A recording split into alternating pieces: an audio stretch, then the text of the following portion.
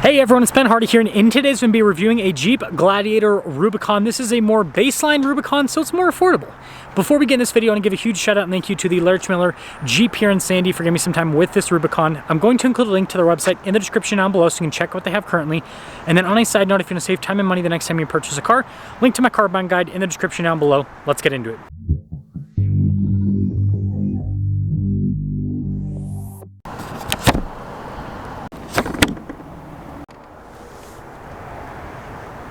Under the hood, we have a naturally aspirated 3.6 liter V6 that goes through an 8-speed automatic transmission. Power outputs are 285 horsepower and then 260 pound-feet of torque, with fuel economy being 17 around town and then 22 on the highway.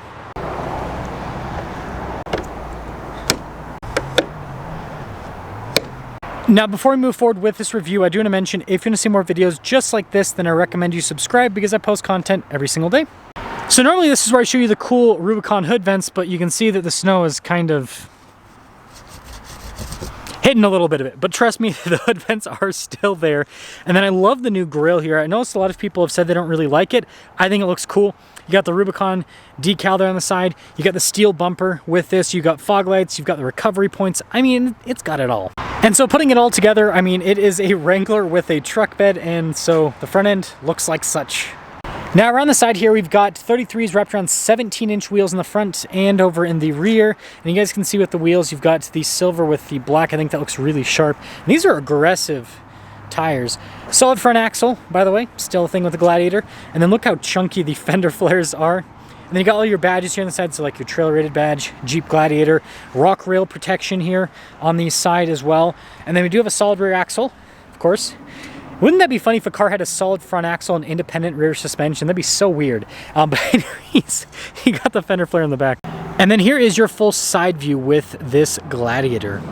Now taking a look at the key fob, we've got our lock and unlock function, remote start. We got the flip out key there as well. And then you guys can see the Jeep logo on the back. And popping into the bed, you can see you've got some protection here from the factory, LED bed lights as well. And yeah, I mean, it's a solid size bed for a mid-size pickup truck. It's got all the practicality, and the tailgate's super light with lifting it up. Got the Jeep logo here. I like the squared off taillights. Recovery points here on the back as well with the Rubicon. And so yeah, putting it all together, let me know what you guys think about the looks. It's interesting with all the contrast. The other Rubicon I reviewed had body painted everything, whereas this, it's unpainted. So it's different. And then inside you can see soft touch here on the door panel, and then you got the netting right there. And since this is a lower down package Rubicon, cloth seats, but I think the trim's really nice, got the nice stitching. And getting in's easy. You got the grab handle, you just kind of go up. Legroom back here is solid. Got a little storage net. Got some vents. We got our window controls outlet. And you can see little cup holders down below. And then the window in this is manual with the operation. And then headroom. It's good. And popping to the front, you can see we've got soft touch here, and then I like the handle. Got the netting down below. Just a quick look at the mirrors. We've got 1,058 pounds of payload capacity. Rubicon right there on the seat. And again, all the nice stitching. Your manual adjustments on the side.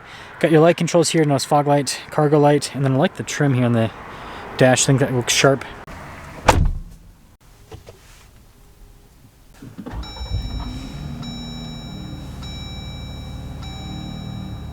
Now taking a look at the steering wheel, you can see soft touch all around. You've got the red stitching there on the center, and then you've got radio controls there on the back. Adaptive cruise control with this. You've got controls for the center stack too. And then your regular stocks on the back. Got this partially analog, partially digital gauge cluster there off to the side. It'll show you what's happening with the drive line, and then you have the screen in the center which you can use to see different bits of info on the Gladiator itself. Just a traditional backup camera in reverse. You also have a zoom function as well. Solid resolution, which is nice. And then as for the rest of the infotainment system, response time with the screen, I mean, solid. It's got heated and cool, or not cooled seats, just heated seats. Dual zone climate is what I meant to say. Heated steering wheel. And so, yeah. Then you guys can see the stitching there across the dash and then down below as well, and then on the grab handle. And you have the glove box, that's nice. And then you can see we've got our analog radio controls, dual zone climate, heated seat controls, all of that in this area, offered cruise control, stability control with our auto stop start, 12 volt here, all of our window controls. And then, yeah, that's nice. This does have front and rear locking differentials because it's Rubicon Offered Plus sway bar disconnect. You've got the auxiliary buttons right there too. We have 2-speed transfer case. That's your shifter for the 8-speed automatic transmission. Got your parking brake here, some cup holders, and then nice center console, USB port there, nice padding on the top as well. And then you got a manual mirror dimmer. And then being a Gladiator, you can take off the top. The front portion's really easy just with those latches. And then here's our window sticker for this 24 Gladiator. You guys can see 52K is the base MSRP. This has a couple packages, convenience group, 8-speed automatic. Total MSRP $61,800 on this Gladiator. Let's see how it drives.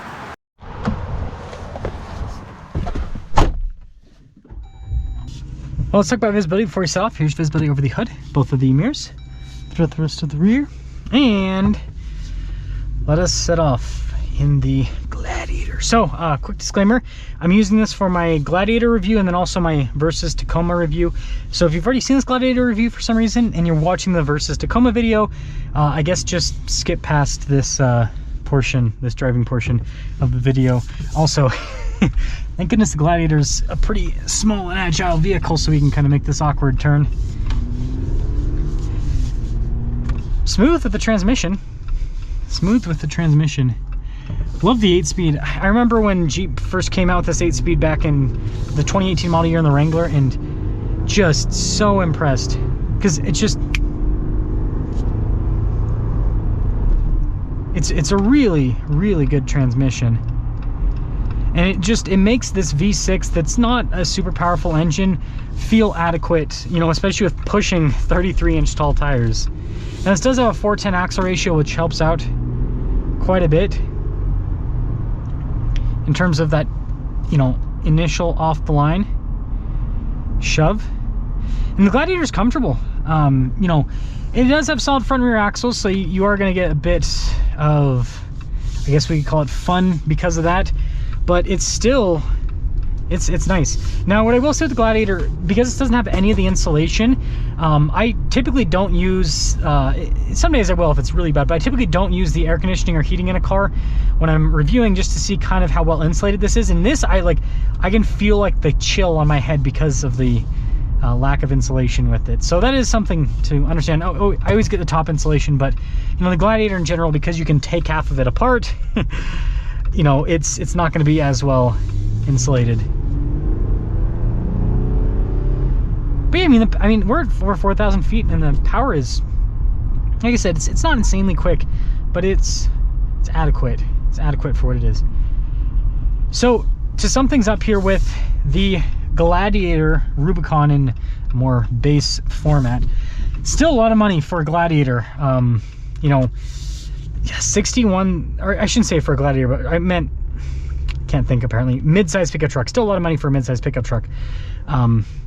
What I will say though is, you know, you are getting a lot. It's the only mid-size pickup truck in the market that has solid axles, which is, you know, something that you won't care about if you're just going to use this for on-road use. We're gonna do the heat steering wheel because my fingers are dying now. But you know, for off-road use, it's solid axles are king when it's, you know, crawling and all that. So there is that unique factor, and then the convertible factor. But you know what I think Jeep should maybe consider doing is maybe this doesn't make sense, but maybe build like a more traditional SUV / truck for the Gladiator and Wrangler. So still make, you know, Gladiator and Wrangler, and maybe make them in smaller numbers, because it is a lifestyle vehicle, and maybe do like still a body on frame SUV and truck, and have it so that it's, you know, you can't take half of it apart, basically, where it's you know, again, like the Tacoma we'll be comparing against, and then independent front suspension. I don't know, maybe that just would be sacrilege. But anyways, let me know what you guys think about the more baseline Gladiator Rubicon.